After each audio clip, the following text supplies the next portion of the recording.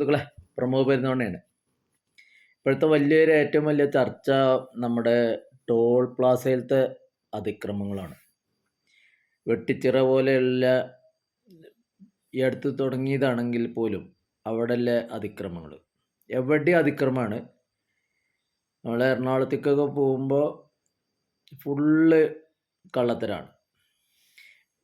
ചിലപ്പോൾ നമ്മൾ ഈ ഫാസ്ടാഗിൽ പൈസ കയറ്റിയാലും ചിലപ്പോൾ അത് കയറി വന്നിട്ടുണ്ടാവില്ല. അപ്പോഴൊക്കെ ഇവരെന്താണെന്ന് വെച്ചാൽ ഈ ഇരട്ടി ചാർജ് ഈടാക്കും.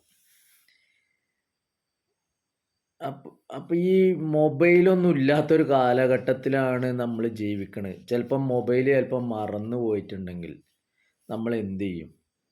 ഇപ്പോഴത്തെ ഈ കറൻസി എന്ന് പറഞ്ഞ സാധനം എടുത്ത് കളഞ്ഞതിൻ്റെ പ്രശ്നക്കാരായിട്ട് നമ്മൾ സ്വയം അതിലേക്ക് ഒരു കുഴിയിലേക്ക് പോയി വീണുകൊണ്ടിരിക്കുന്ന ഒരു കാലഘട്ടം. അപ്പോൾ നമ്മളെന്താ വെച്ചാൽ ഈ ഫാസ്ടാഗും കൊണ്ട് പോകുന്ന സമയത്ത് അതിൽ പൈസ ഒരു 5 റുപ്യ കുറഞ്ഞാൽ പോലും ഇവർ ചാർജ് ചെയ്യണത് ഇരട്ടി തുക.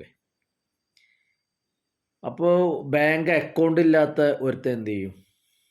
ഇതൊക്കെ നമ്മളൊരു ഇന്ത്യ രാജ്യം പോലെ ഒരു ദരിദ്ര രാജ്യത്താണ് ജീവിക്കുന്നത്. ദുബായോ UAE ഒന്നല്ല. പിന്നെ എന്താണെന്ന് വെച്ചാൽ നമ്മൾ റോഡ് ടാക്സ് അടച്ചിട്ടാണ് കാറുകൾ, വാഹനങ്ങൾ, ബൈക്ക് അടക്കം ഇറക്കണത്. 15 കൊല്ലത്തെ ടാക്സ് അടക്കണം. ഒരു മിനിമം കാറ്, ഒരു 5 ലക്ഷത്തിൻ്റെ കാറിന് 45,000 രൂപയും 9% ടാക്സ് അടക്കണം. നേരെ മറിച്ച് ഒരു 20 ലക്ഷത്തിൻ്റെ കാറാണെങ്കിൽ 21% നമ്മൾ ടാക്സ് അടക്കണത്. ഏകദേശം 4,20,000 രൂപയോളം ടാക്സ് അടച്ചിട്ടാണ് അവൻ 15 വർഷത്തിന് വണ്ടി കൊടുക്കുന്നത്. അപ്പോൾ ഇത്രയും ടാക്സ് ഗവൺമെൻറ് പിടിച്ചെടുക്കുന്നുണ്ട്.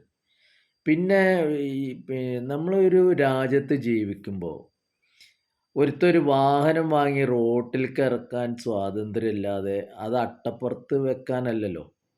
അപ്പോൾ നമുക്കെന്താ വെച്ചാൽ നമുക്ക് ഭരണഘടനയിൽ ഇതൊക്കെ എഴുതി വെച്ചിട്ടുണ്ട്. പൗരസ്വാതന്ത്ര്യം.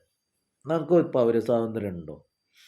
വിദ്യാഭ്യാസം സാർവത്രികവും സൗജന്യവുമായ വിദ്യാഭ്യാസം കിട്ടുന്നുണ്ടോ? ഭക്ഷണം, പാർപ്പിടം എന്തെങ്കിലും ഗവൺമെൻറ് നമുക്ക് അനുവദിക്കണുണ്ടോ?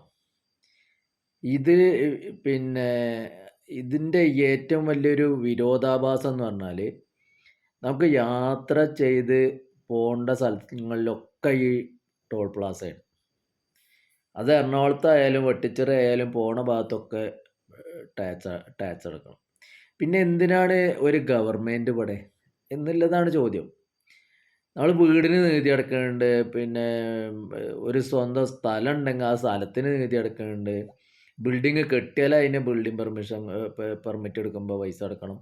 ഒക്കെ ചെയ്യണുണ്ട്. അതിന് പുറമെയാണ് ഇപ്പോൾ ഇവർ ഈ ടോൾ പ്ലാസ എന്ന് പറഞ്ഞിട്ട് എല്ലായിടത്തും റോഡ് നന്നാക്കണതിന് മുഴുവനെ പൈസ കൊടുക്കണത് ജനങ്ങളും അത് വെട്ടി തിന്നണത് അദാനിയെ പോലെയല്ല കരാറുകാരുമാണ്.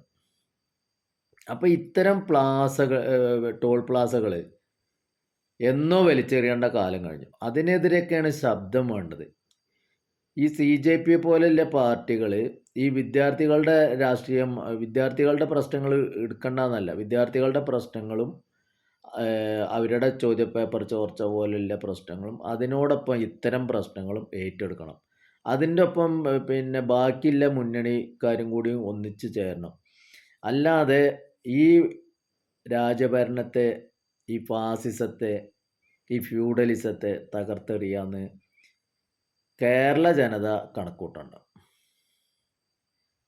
അപ്പോൾ അതിനുള്ള പ്രക്ഷോഭത്തിലേക്ക് എല്ലാവരും ഒത്തുചേരണം എന്നാണ് എൻ്റെ ഒരു അഭ്യർത്ഥന ഉള്ളത്.